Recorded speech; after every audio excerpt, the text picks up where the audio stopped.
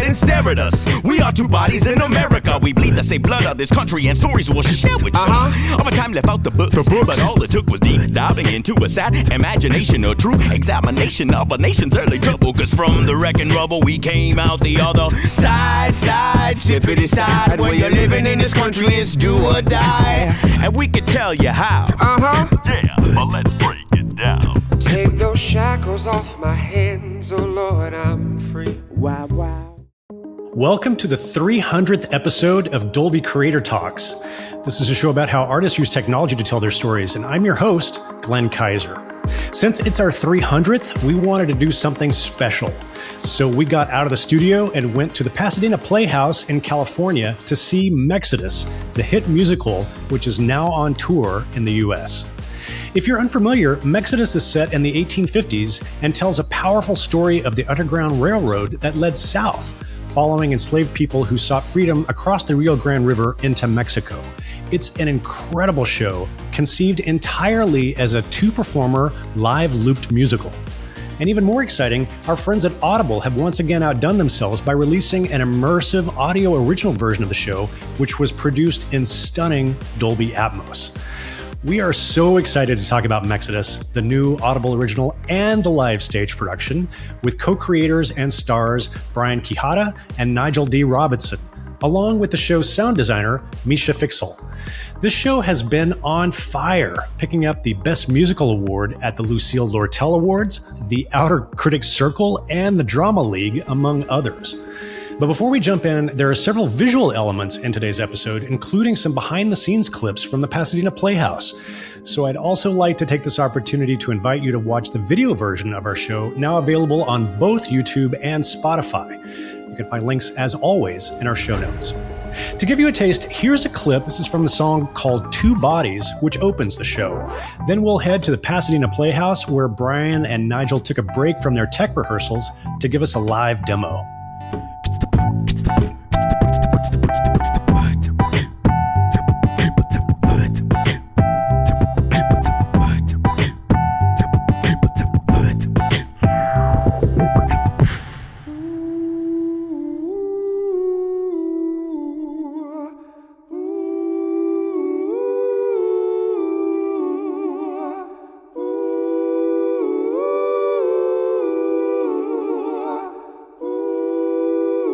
Bring it back in, come on!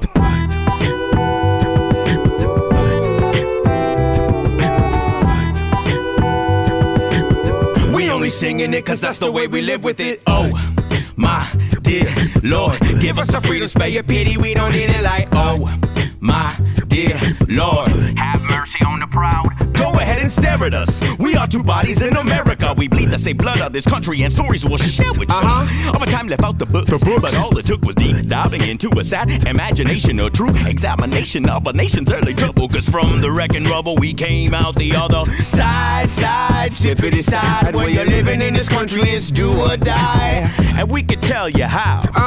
Yeah, but let's break it down.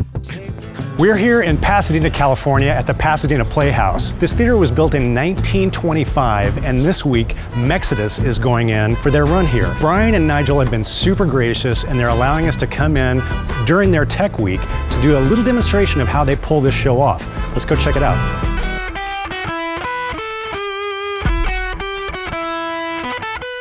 First off, welcome, Dolby listeners, and thank you for being here with us today. This is Mexodus, and we have 48 microphones on this stage. Like 18 triggers on this stage, a lot of instruments that look obvious and some don't look obvious. And we're going to do a little demonstration about how all this technology works. So I'm going to press this button here, which is linked up to lights and video projections.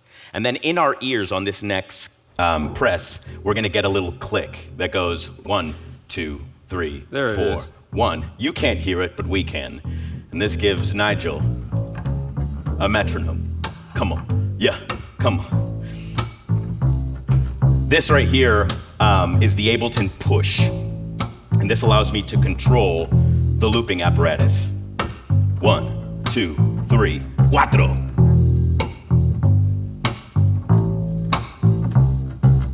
And just like that, Dolby, looping. Let's go. Let's give it up for Nygel D. Robinson.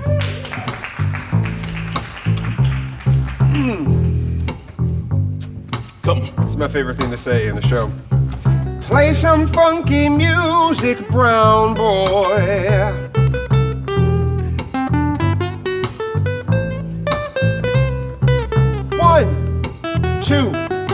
One, two, three, come on.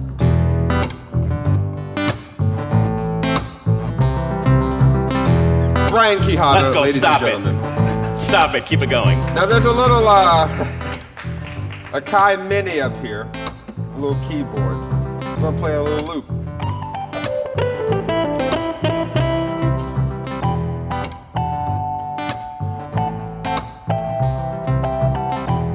It's still going. So talented. Oh, please. And so handsome. Oh, All right, you know what this song needs, though? what? It needs something nasty. Yikes. Some funk, some dirt, some grime, Yeah. some grit. Something like... Come on, 1, 2. 1, 2, 3, come on.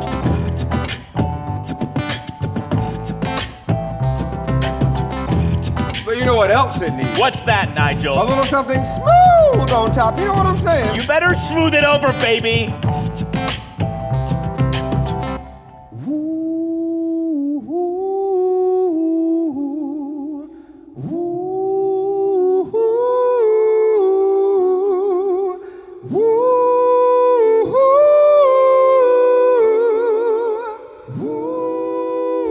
Bring it back in. Come on.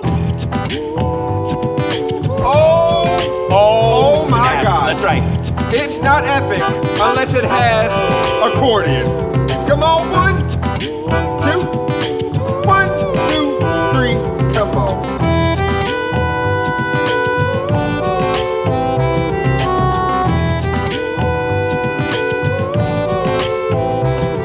If you're feeling alright in the house tonight, say oh yeah. Oh, yeah. Say oh yeah. Oh, yeah. We only singing it 'cause that's the way we live with it. So you've been with the show since the very beginning? Like, tell me about the process of designing this audio setup. A lot of like R&D and like prototyping, which I'm very grateful for the development process that the show has had the fortune to be part of. So we had some workshops where I was sort of experimenting with technology and different ways of doing it. It started out just getting a couple songs, and then the big sort of push was during the first production of it in Baltimore, where I was in the rehearsal with them from day one. This is one of those shows that, unlike a conventional show where there's a lot of rehearsal stage kind of in the rehearsal room and then tech moves in, you got to start teching the show from day one. Right, because And there's so- no show without the tech. Yeah, and so we, in a way, set up a mini system in the theater. All the, perhaps not the big sort of PA, but all the triggers, the microphones, and even some of the set pieces, because a lot of the choreography is sort of tied in with the triggering. And it is kind of building the show layer by layer. So the other thing that I would say is the tech and the composition of the songs in a way is sort of constantly working together.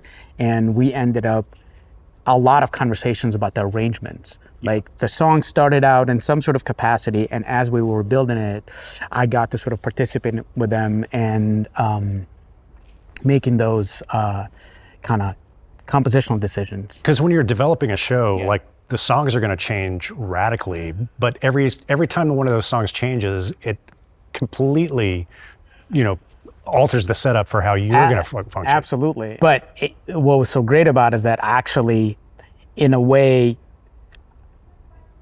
sometimes we could even reverse the process. We could know like what the technology is doing and then essentially influence the direction of the song. Although what we just watched, All My Life, that's a song that has gone through so many iterations. And that one we had to sort of scrap completely, redo it. And in fact, this latest version, I was, for the first time, not in the room, but collaborating remotely. So I was sitting over Zoom and actually sending them sort of sketches of like arrangement of the song, and then kind of watch them over Zoom with a child in my lap, like them trying to recreate this using all the toys that we have on stage. I know we've got to let you get back to rehearsing and putting the show in, but I'm just also fascinated by like every time. So I saw the show like 3 weeks ago in New York. You're here, this production's gonna go on for like 4 or 5 weeks, and then they're gonna go back on the road. They've got a full schedule. Like every time you tear this down and go into a new space, you know, do you have to reconfigure like all your loops and where, I mean, obviously it's a lot of technology you're moving around. The short answer is hopefully not.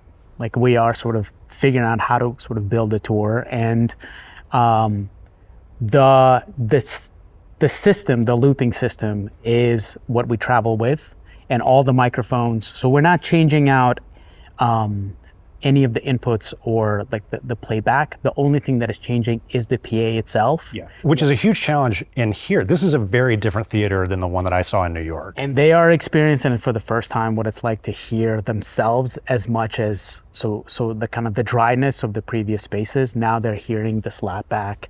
And because they're having so much information in their in-ears, it's gonna require a little bit of adjustment. And so that is actually what a lot of the rehearsal is. This process. The looping, that's kind of locked in. The choreography is locked in, although we're already maybe considering adding another instrument. But a lot of it is actually figuring out how to fit into a different space.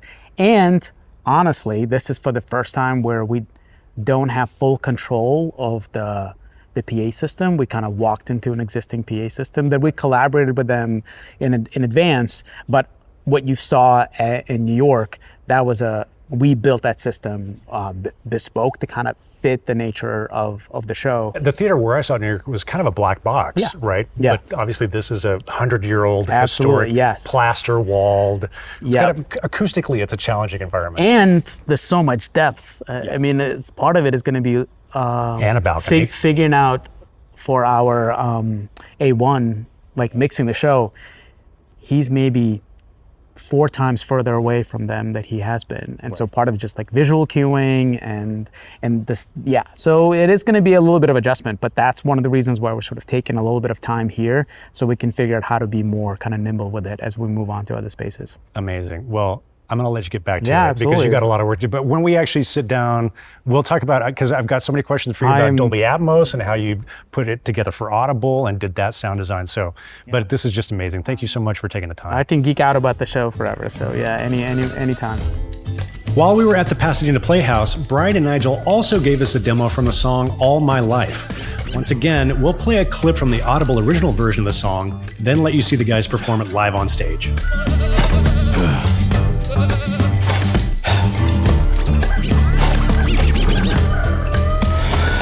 Diggity 4 days in and I'm in the same place. I know the search party is still on the chase. I gotta get a move on before they come find me. But I can't move on till he unbinds me. With so much drama out in La Frontera, there's gotta be a guide for a young wayfarer. So I need to make him think that I'm good to go. So he'll give me the info I need to know. Day 3. Something really, really interesting is about to happen. This is an amazing piece of technology on this set. And we swear to God it's real. This is a fully functioning tempo wheel. I can speed it up, slow it back down, but we're gonna speed it up twice. Let's go.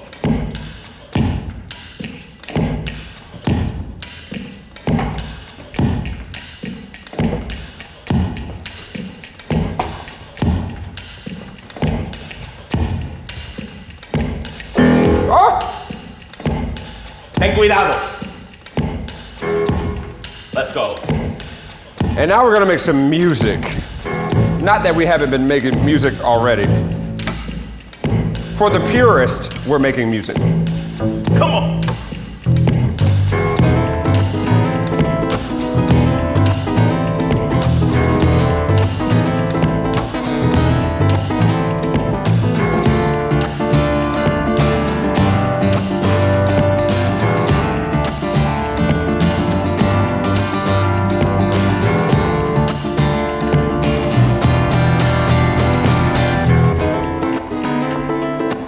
There folks. That's All just my a life. little taste Yeah. of what we're doing up here.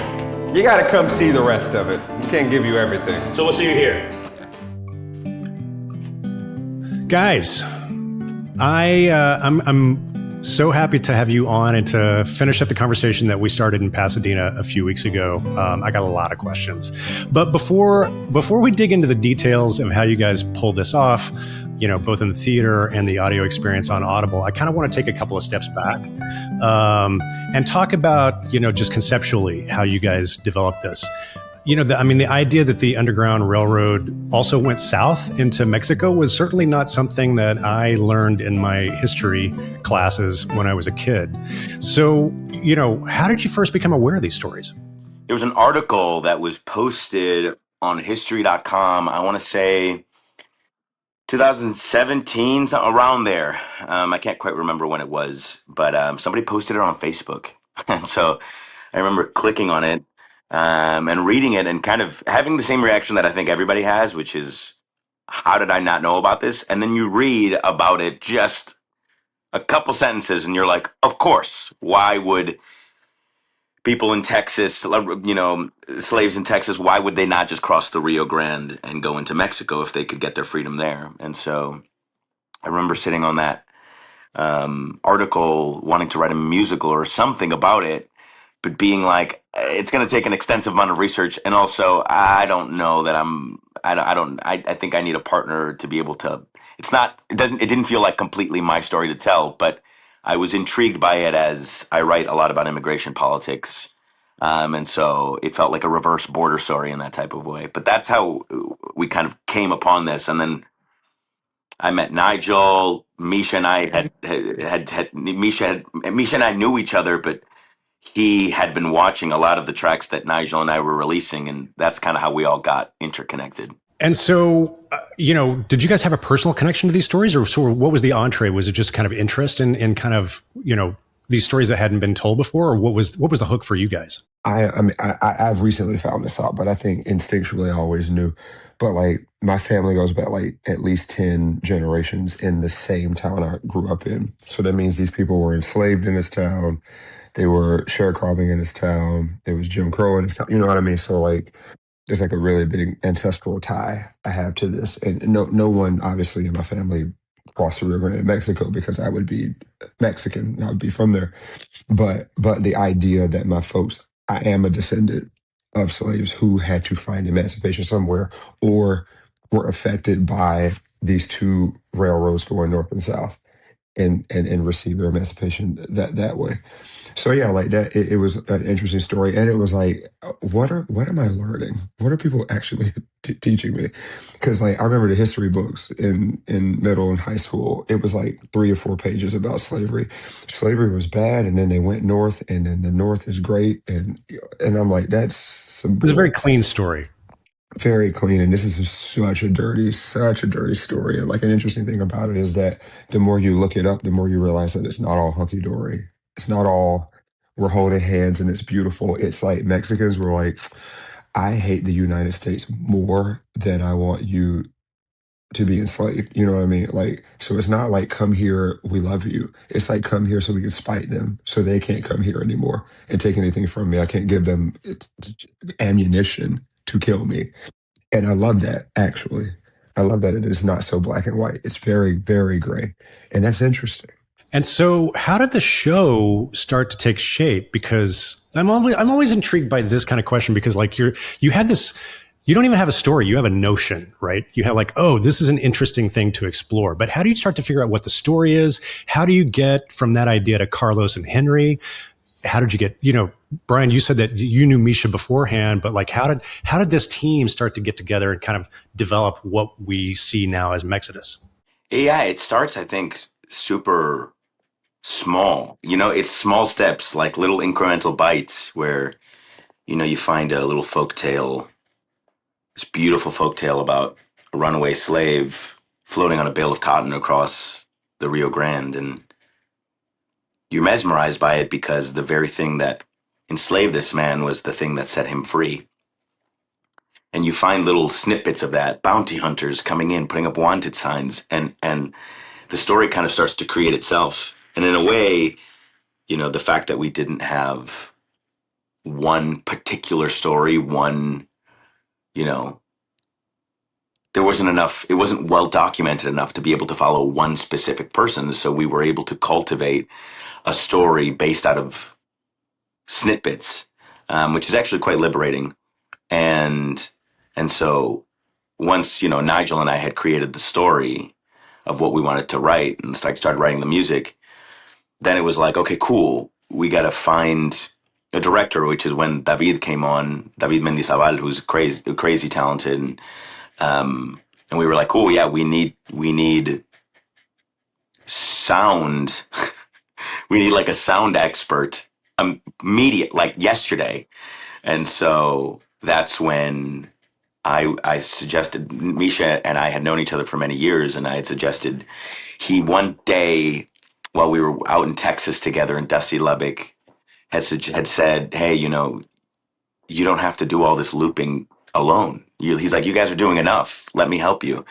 And so he really did. It came in and I mean, Nigel and I can say it because Misha built it, but it's ingenious. The sound design of this, what it took to create all of this is a masterpiece. And so he can speak more about what it took, but I think it little bits like pieces, assembling the right people and checking vibes. Honestly, it's just being like, this is a piece about 1851, but we're going to do it in Adidas, and we're going to do it in with hip hop, and we're going to do it, like it's kind of a crazy thing to do, and we're going to live loop it all. We're going to be the band. It seems kind of crazy, but everybody who's kind of signed on to it has understood the assignment, as the kids say. You know what I mean?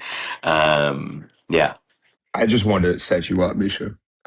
Before throwing it to Tony Award winner, Andromeda winner, and Lortel winner, and the list goes on and on of his accolades. Before passing it to Misha, I think this little story sets up how this process has gone, how we've added people on. Like, I'd like to think that in 2018, when Brian saw that article in New York, he was in his apartment or whatever looking at it.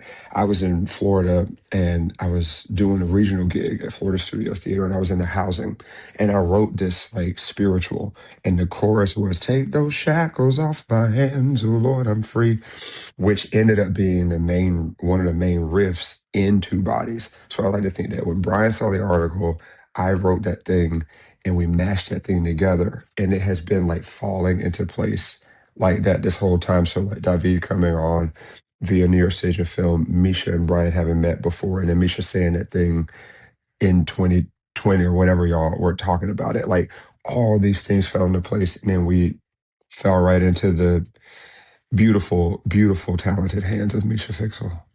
Okay, enough of that. But I do want to reflect on the sort of what Brian said about little bits and pieces. Because my first exposure, and I think Brian alluded to this, my first exposure to this project was through the songs that Nygel and Brian were releasing. So in 2020, when the world is shut down and we're sort of all kind of trying to make sense of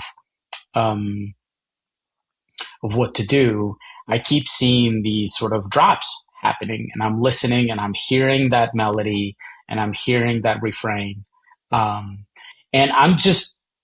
it just keeps having sort of an impact on me, and I keep forming this idea. And then a little bit later, this is in 21, Brian and I are in the same place. I end up joining him in Texas for a little bit. And I say, hey, listen, I've been listening to this Mexodus music. I think this should be a concept album. Let me help you make this concept album. And that is somehow both like a story and a podcast, and like there's it's an audio drama, but it's very musically driven, but we can also build up these sort of atmospheres and things like that. He's like, good idea, but hold on to that. We're actually trying to make it into a live show. And so we sort of, I put that on my mental shelf, but held on to it. And we sort of shifted gears and started experimenting with how to, I was familiar with Brian's work, and I knew like the looping approach, but the idea of trying to do the entire show that way, and also with two people and the kind of the scope that we were trying to cover was definitely a bit uncharted territory for a lot of us. So that was a question that I had for you guys, which was, this was part of the concept baked in from the beginning. This was going to be a 2-man live looped show. It was never, you were never going to have a pit band. Like it was always going to be the two of you. Yes, Glenn. And you know, a lot of like, there's the I could say the dramaturgical reason for doing it. And then there's the actual reality of why I think I'm interested in looping as a art form. I'm interested in it because it doesn't really require a lot of money, or you know, it doesn't.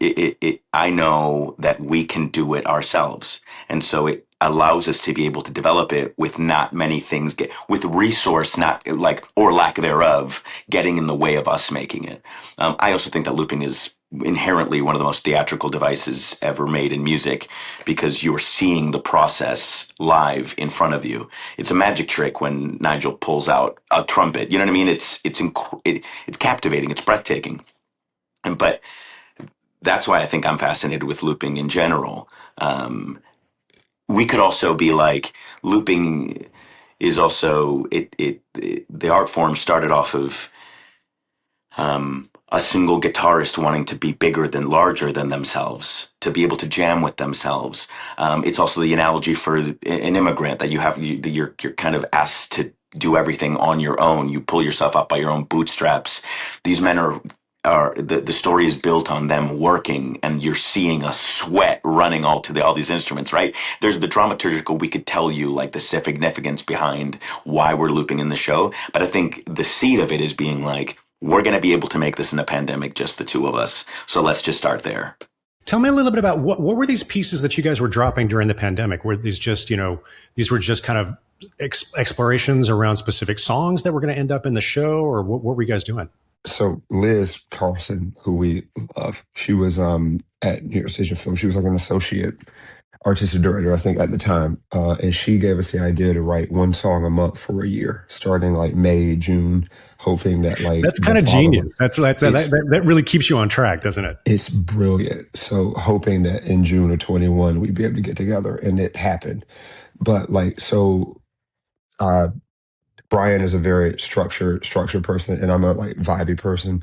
So he was like, what if we split it up to the 3 acts, 4 songs each?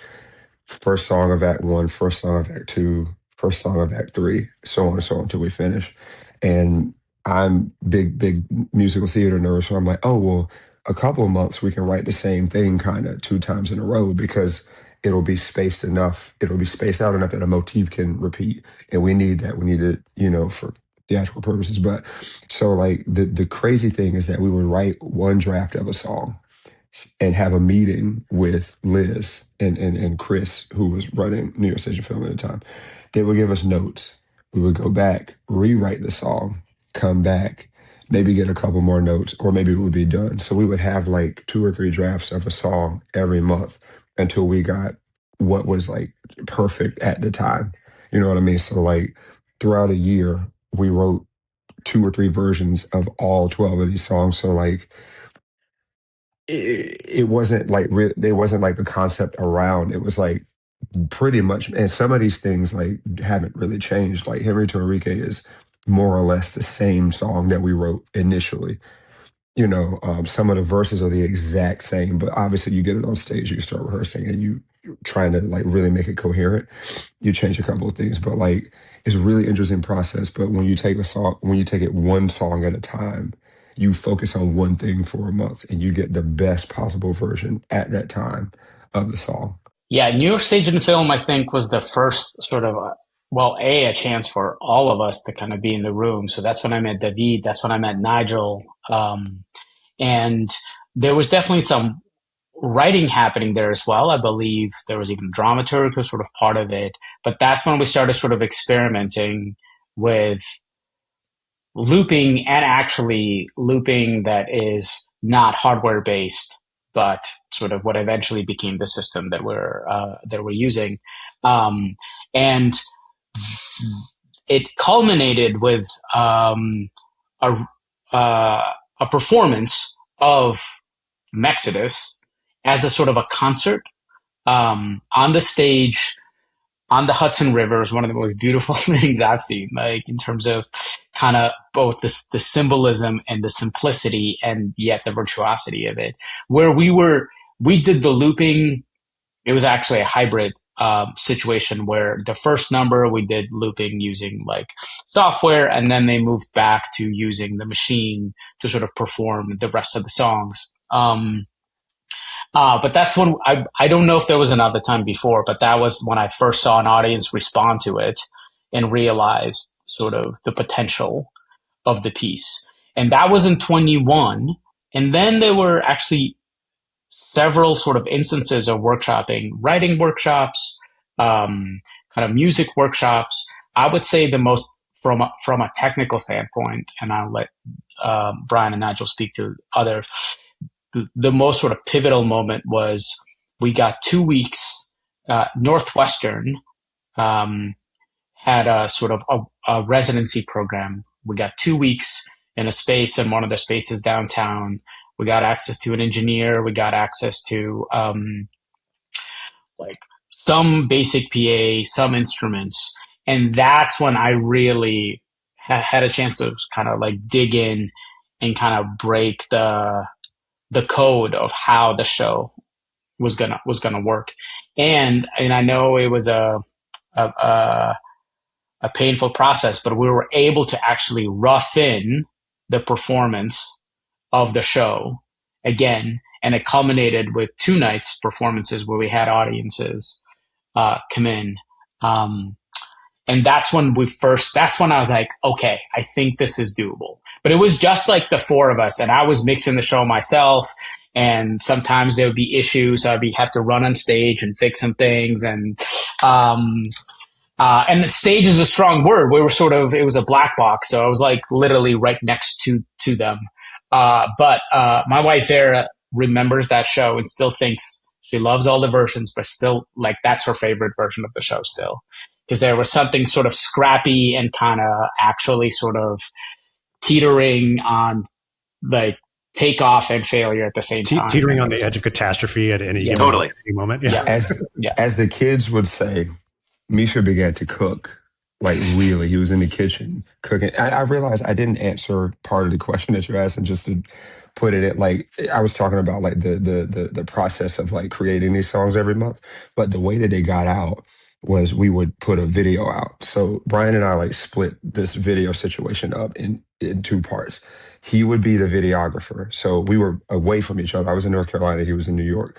And then I eventually came back to New York halfway through the pandemic. But like we record our verses or record us doing whatever, he would piece that together. But I would be like, send me all the stems and all the music, and I'll mix it and master it to the best of my ability.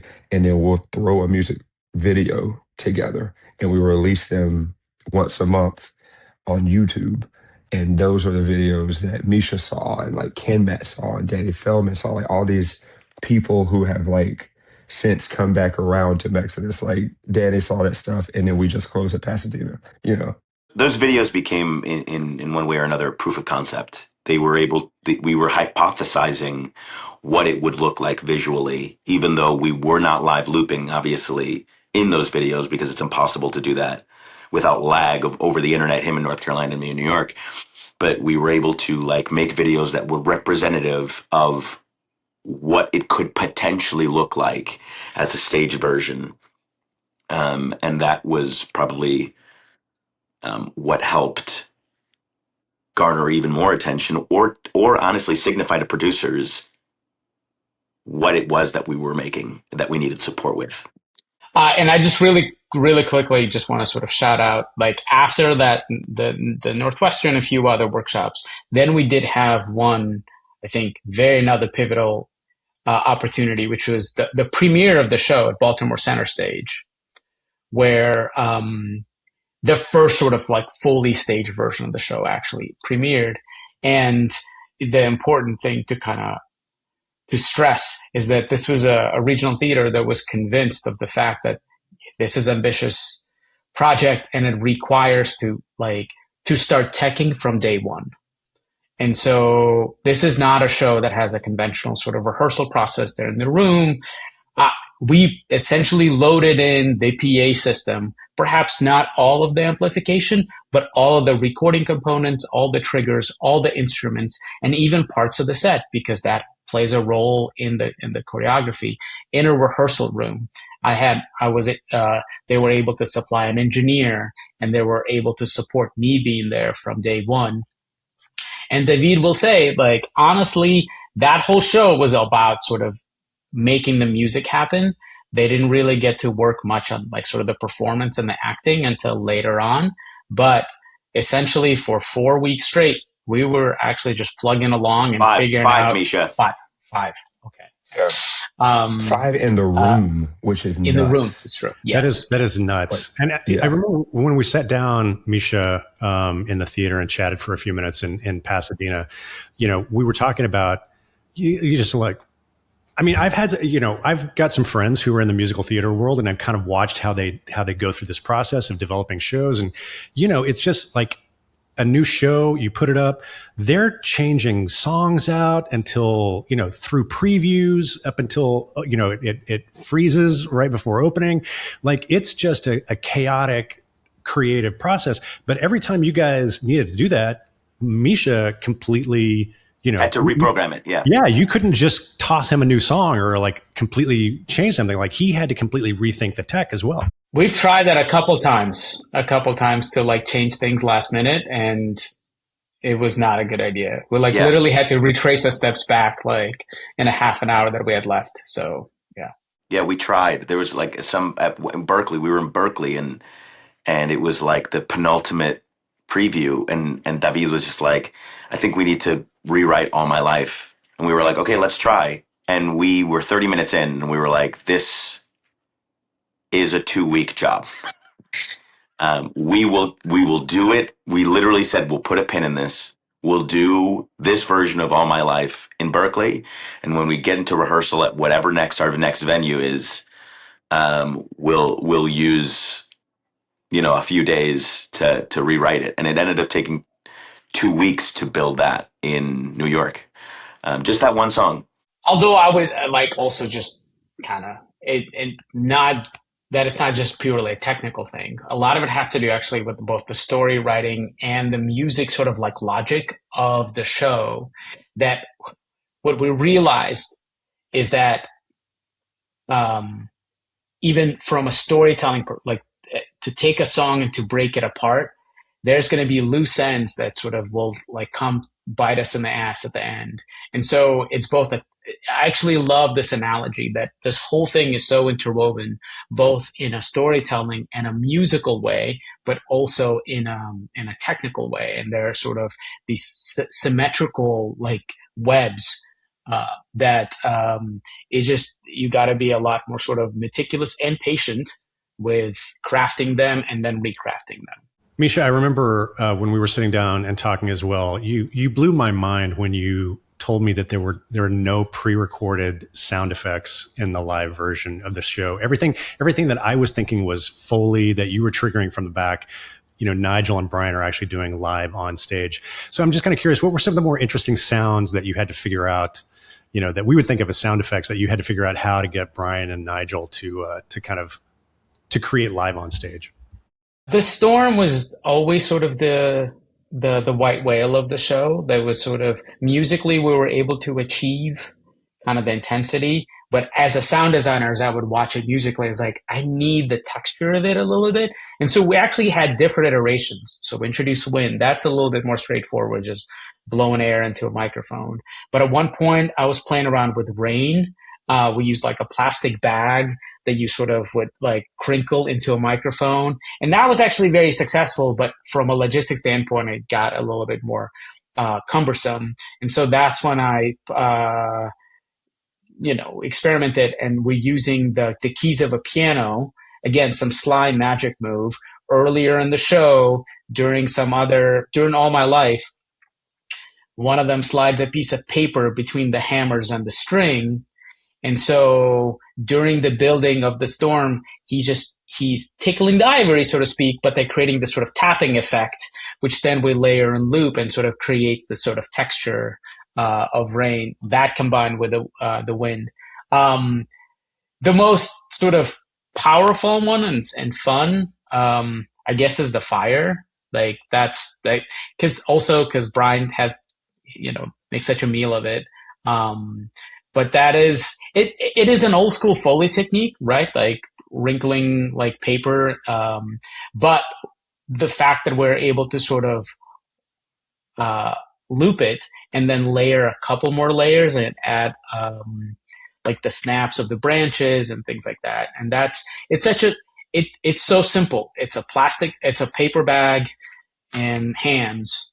But again, it sort of kind of celebrates the theatricality and the playfulness of the moment, and yet at the same time sort of grounds us in a real place for a moment, and kind of supports that moment in the show. While we're on the topic of Misha's brilliance, this isn't Foley, but this is Misha's idea. So the guitar instrumental used to be called the recovery instrumental, served a totally different purpose. It was about like Henry recovering from washing up on the shore. But then Misha one day was like, what if the guitars are shovels and you're digging and Henry's teaching him how to like farm? And I'm like, I know it's not Foley, but that is maybe the most brilliant moment in the show. And I can say that, and Brian can say that, because we didn't come up with it. We didn't do it. We didn't make that up. But just the fact that you strum a guitar and do that unlocked so much artistic potential in this show. Like it opened up the world, like, oh, we can do anything. Anything can be anything, you know?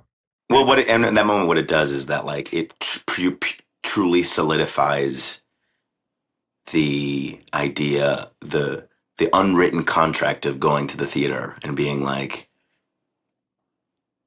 you're watching us play pretend to begin with, right? So why not use your imagination to its full capacity and imagine us shoveling with guitars, and we're playing this Mexican waltz, like it is the essence of the show, where you're watching both at the same time this historical drama of 1851, but you're also watching two tattooed dudes who are like rapping the entire show and wearing spurs on their Adidas, and like it fully just embraces the duality of the time periods that we're like telling that story, that 1851 story, in 2026 or 2027 and beyond, right? And fully just with a wink saying, you believe everything that's happening on stage to be true. 100%. I mean, you guys know I saw the show in New York before you guys came to Pasadena, and that was one of my favorite moments in the show. Digging with the guitars. It was just so like, to me, it was a great example of we're using everything on this stage and everything that we have to tell you the story in as simple and economical a way as possible. And I thought it was just great stagecraft, just really, really smart stuff. So I'm glad you shouted that out. Yeah. When did Audible become involved, and where did the idea come from to actually do a full audio version of this show and put it up on the platform? Audible got involved when we were coming to New York. There was, a few theaters interested, but I think honestly, I think from a producer standpoint, which none of us are, we're like the creators, but we're not on the producing team. But like, that's the kind of the producer's job, is to like decide financially which budget actually works, which theater is actually, makes sense to produce in. I'll tell you that from our vantage point, Audible seemed incredibly exciting, because that old idea that Misha had proposed to me in Texas about making an audio drama, like he was fascinated with the kind of oral experience, the audio play. And so every contract that Audible gives to a theater, to a play, to a musical or whatever, comes with the package of making that an audio drama that they will put on their platform. And so with their success with Dead Outlaw that transferred to Broadway, I think they were more excited to be making musical theater pieces. And so for all of us, it seemed like a perfect way of doing that idea from 2021, that like, you know, that you could add boots on gravel, all this sonic atmosphere that like you said, like we couldn't fully do.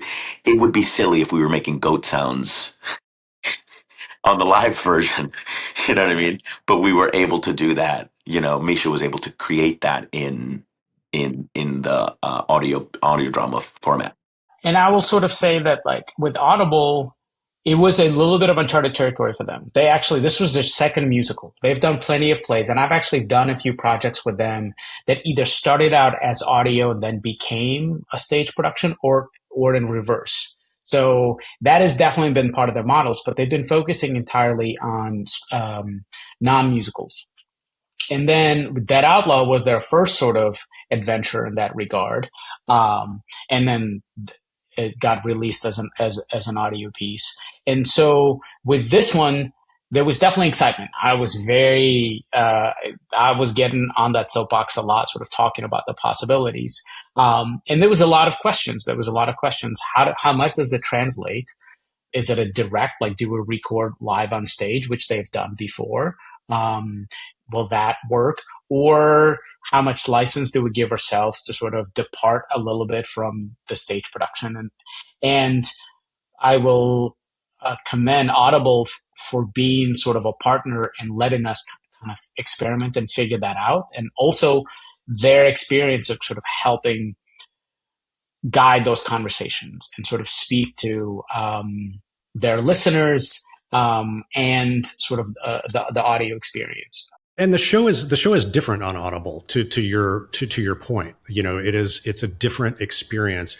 So can you talk a little bit about kind of exploring that? Because I'm intrigued by this idea. Like, the simplest thing would have just been to, like, put in some microphones, record you guys doing the live show, put that out. But you guys decided to take this approach of kind of reconceiving the show for Audible, I think is too strong a word, but you definitely lean into a lot of opportunities to kind of rethink what that audio experience was going to be for the people listening on the platform. So tell me a little bit about that exploration and how you guys kind of thread that needle of keeping the DNA of the show, but thinking about it differently for the Audible platform. The fact that when we come out and we're addressing you as an audience and addressing you as if you are about to watch us do this.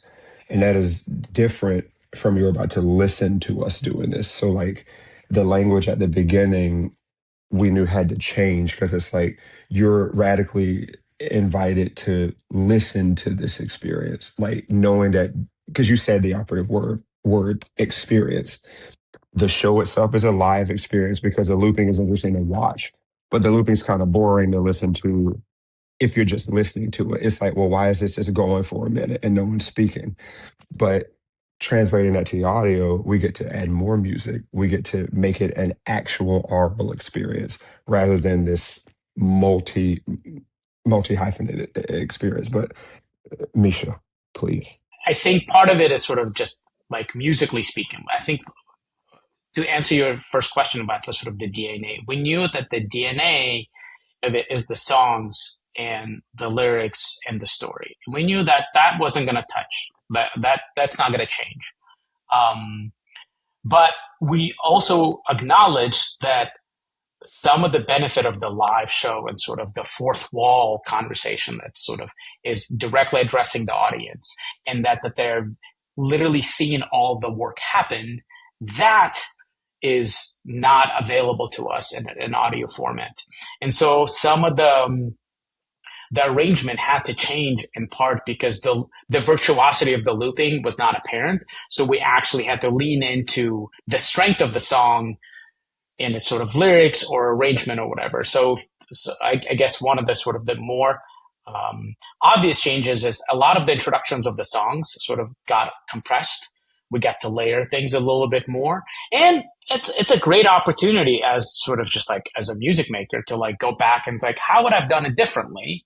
Like do we perhaps lead with a slightly different element to kind of hook us into the song? Some of the arrangement were driven by the choreography. Like they're on stage. So before we get to the instrument, we're going to start with the beatboxing because that's how we're using to get to the instruments. That is no longer a limitation. So now we can start with the hookiest, pluckiest guitar of that particular moment and kind of, go with that. And then also just there was physical limitations. How many instruments can we layer at the same time? That is no longer an issue. So we actually ended up recording some other instruments on top to like really sort of thicken out the sound and kind of increase the dynamic range of this of the music. So that's sort of from a musical standpoint. And then from a like the audio experience, the audio drama story of it, we had long conversations about Foley. And Foley is this beautiful kind of puppetry thing. I'm a huge fan of it. But the strength of it most of the time is actually what Brian was referring to, which is this contract with the audience. We're aware of the puppeteering that the Foley artist is making. We know that the sound is not actually fire. We know all these sort of things. And if we had to be very kind of blunt about it, sometimes the sound is not the perfect sound, but it's the physicality of it that sort of sells the illusion and actually gets the audience on board. Again, once you take that away, then perhaps like the fire Foley is not, if we're trying to tell the story of fire, then perhaps the easiest thing is to actually tell the story using actual fire recordings. And the same thing with the storm, right? Like if we're not limited to just the tinkling of the piano on paper and the blowing of wind, we can actually build a much more sort of robust experience of a storm. And at the same time, the other important component of the live production is we have all this support from lighting and sound and video, right? They create so much texture and focus and kind of dynamism, right? My experience in audio dramas is that as the sound designer, you actually then become the lighting designer and the scenic designer. In this case, also the video designer. And so you sometimes use the sound to at least nod to the special or to the change in the color of the lighting by adding sort of textures and elements. So that sort of informed a lot of those conversations. Then once we started once we finished the kind of the bulk of it and started working on the Atmos mix, that's when I sort of realized like, oh, now we have opportunities to do that. The live production, like we're not compensating for absence of a live production. Now it can get a little bit even more like sort of psychological and a little bit more kind of playing around with point of view that the live production does not allow. Like my obsession with this medium is that it's an audience of one. Right. For most people, it's an intimate experience between their ears. So literally the sound is kind of actually inside them, but using spatial dynamics, right? Like you can place the audience at different kind of perspectives, different vantage points. And so sometimes we do that with a song. Like sometimes, like we start out with the two of them kind of addressing you from the front.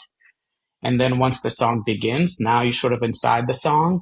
Some of the songs, in Wade in the Water, the footsteps, I purposefully sort of placed them and started moving the footsteps around the audience. So again, to put them in the perspective of Henry running, right? And it's no longer a realistic experience, but a much more sort of impressionistic and psychological experience for the audience, which again, like that is much harder to do in a live setting. And so that's just, again, it's an interesting sort of counterpart to that the DNA stays the same, but the way it's sort of expressed creates different opportunities.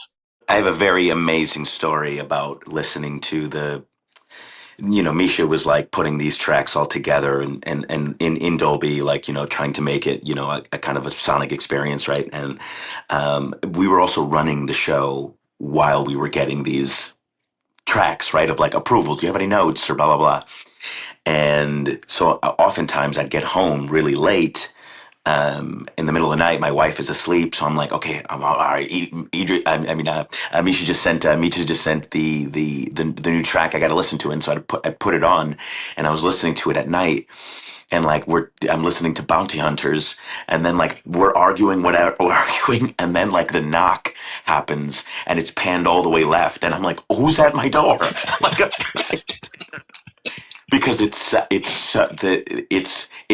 feel anyway, the opportunity of that kind of audience of one being able to like surprise you in its kind of, I know what was going to happen, but I'm like, what is how, the technology has just gotten so amazing that, and the headphone's so good that I think that experience, it's almost like a horror movie, that like jump scare, right? Like that you can really feel it in your stomach, only if you're listening to it through headphones or in like a Dolby, room. It's pretty remarkable. Having experienced the show both ways, I there are arguments for each one. I love the live experience, but I also loved, I think the best way to experience Mexodus on Audible is just to put on your Dolby Atmos compatible headphones and turn the lights off and let it play and just take the ride. It's an amazing piece of content. From your lips to God's ears. Like, honestly, this is what I want people to experience audio dramas that way in general. Like, it in a way, it is an homage to like the original campfire stories in the cave. Like, sit in a dimly lit room, close your eyes, and let it sort of tell the story. Let the story kind of bring you along. I mean, we recommend people listen to it in the cars as well. Like, that's another, like, that's where you experience the jams of it. But absolutely, like, I do want people to sort of, and actually find a little bit, and I'm saying someone who struggles with it sometimes, dedicate some time for yourself just to actually sit and experience with the story rather than try to multitask. And, vacuum while you are trying to answer emails and listen to Mexodus. Do you guys have different objectives for the audience on Audible as opposed to live experience? What do you want them to take away? Oh, you can still shake your ass. That's live, and you're just not shaking your ass in public. You're shaking it in your living room or in bed with the lights off, whatever you want. Like, understanding that liberation looks a lot of different ways, but the common denominator of liberation is joy and fun and laughter and enjoyment. So like, and maybe you're averse to shaking ass in public because you don't want to be mortified and people watching you. But if you do it at home, freedom. I'll say that it's incredibly amazing in an industry that I think has its problems. And I'm talking about theater in the United States. Something that is more and more less helped federally. Um, ticket sales are a lot. It costs a lot for people to come see us live. And we try to do everything possible to make theater accessible and to make theater for an audience that I think often doesn't get their story told on stage. It's pretty remarkable that we can have an audio companion piece that is accessible. My parents don't often go to the theater, but they will often watch Netflix or listen to the radio because they think it's free. Not that they're not like, paying for it. They are, but $7 a month is different than a flat out $75 per ticket. And so I think what's amazing is that this story is accessible in that way, that you can listen to it and still get the story that we're doing. And to me, that is invaluable. Like it just is remarkable, and I'm so happy that it exists and that we made it, and that like people all over the world can hear it. That is a message of like, sure, taking in the traumas and taking in, some pretty harsh truths about our history, but also at the same time embrace the fact that like moments in history like that, forgotten moments in history that embrace solidarity and joy and hopefulness, and being like, okay, cool, we can change the world two people at a time, and the ripple effect that can happen. Anyway, like I get all kind of passionate and very perhaps too woo woo about it, but I do believe that's true, and I otherwise I wouldn't be an artist. Otherwise, I wouldn't make things. And so it is amazing that we have the Audible audio drama available for everyone. And you guys are still very much performing this live. You just wrapped up in Pasadena. Where are you off to next? The show goes to Atlanta. Yeah. You're heading to Atlanta. I know you're going to be back up the East Coast. You got some shows in Boston and Cambridge coming up pretty soon. Yes, and we're going to Chicago. It's exciting. Were you guys at all concerned that having the Audible version out there might, cannibalize is too strong a word, but like take anything away from the live audience? You guys are like, well, no way. No, because one leads to the other, I think.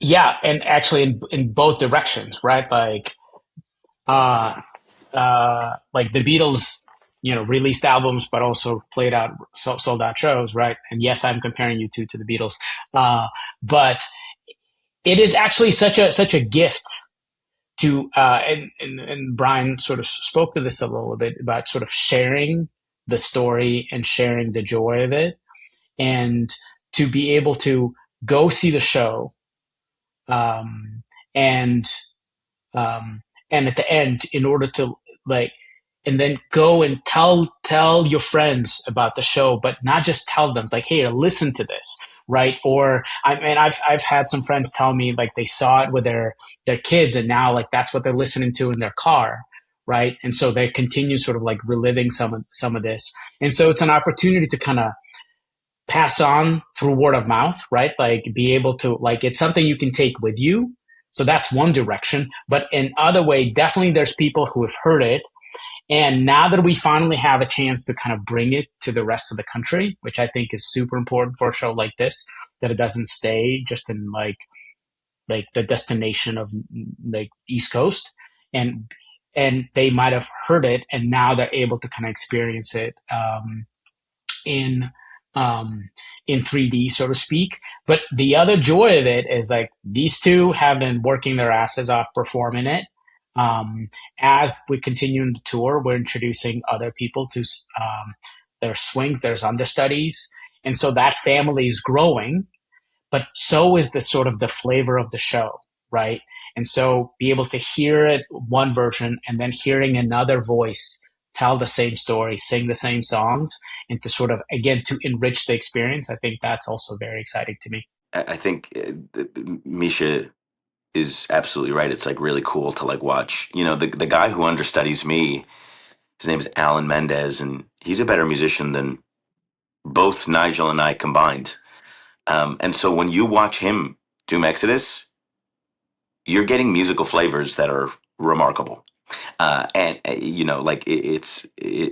so it is really exciting just to like to one kind of support these guys who have been backing us when we fall, when we're like so sore or our voices hurt or like our voices are shot.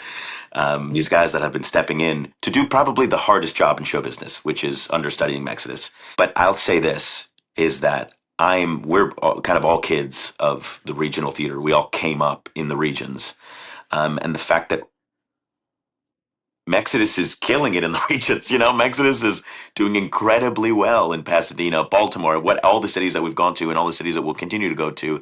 We're just happy that we can actually bring the show to the people. It's in line with our accessibility values of being like, cool, some people might not be able to come to New York, pay like what will be probably thousands of dollars to see a week's worth of theater on Broadway. And instead, we're bringing the show to them.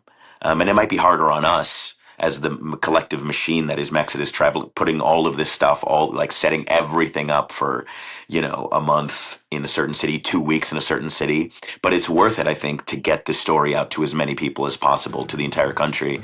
And that's what's exciting about what is happening right now. That is available both in your ears through your phone and your computer, and it is also available, hopefully, as we hit all these cities, nearby cities, to the people that are asking for it. Guys, thank you so much for taking the time today and coming on the Dolby podcast. It was such a treat for you guys to welcome us in when you were doing Tech Week. I mean, I know that was not an optimal time for you, but it was such a great treat to get a little demo from you guys about how you put the show on. And it's been a great pleasure to talk with you today. Really appreciate you guys. Thank you. Appreciate you having us on. Thank you. Yeah. Many thanks to Brian, Nygel, and Misha for joining us on the podcast today. And an extra special thanks to our friends at Audible for helping us put this conversation together, and to the folks at Pasadena Playhouse for letting us record during their Tech Week. Be sure to check out Mexodus, an Audible original in Dolby Atmos, available right now on their app. And as I mentioned up top, the theatrical version of the show continues its U.S. tour through the fall and into next year. You can find tickets to live performances of the show, as well as links to the Audible original, as always, in our show notes. Oh, and we also want to extend a very special thanks to you, our audience. It's hard to believe that we've already made 300 episodes, and we look forward to bringing you our next 300. Thank you so much for watching and listening. And if you'd like even more conversations with artists about how they use technology to tell their stories, be sure you are subscribed to us here at Dolby Creator Talks. You can find links to our show on all the major podcasting platforms, including the video versions on YouTube and now Spotify, in our show notes. Or you can simply search for Dolby wherever you get your podcasts. If you're curious to know more about what we do at Dolby Creator Lab, head on over to dolbycreatorlab.com. There you'll find information about all of our programs. You can access the entire library of episodes of the show, and you can sign up for our mailing list.